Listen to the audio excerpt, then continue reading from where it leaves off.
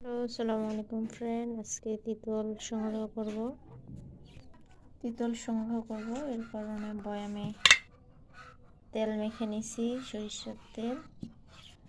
আর এই তিতলগুলান তেল লবণ আর দিয়ে তেল দিয়ে নিছি। এগুলো এখন বয়ামে রাখবো, অনেক দিন পর্যন্ত খাওয়া যাবে। আর এখানে হাফ কেজি তিতল আছে। এটা আমি 80 টাকা দিয়ে কিনছি, 160 টাকা কেজি।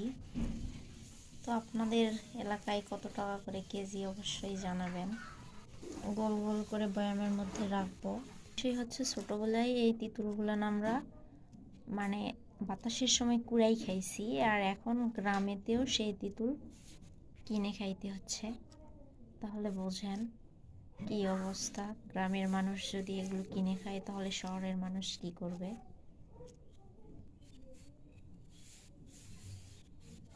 এক বয়াম ফুল হয়ে গেছে। এটা এখন মুখে চালি দিয়ে রেখে দিব ফ্রিজে, অনেক দিনের জন্য সংগ্রহ করে রাখলাম। ওকে, সবাই ভালো থাকবেন, সুস্থ থাকবেন। আল্লাহ হাফেজ। অবশ্যই একটা লাইক, কমেন্ট, শেয়ার করে পাশে থাকবেন।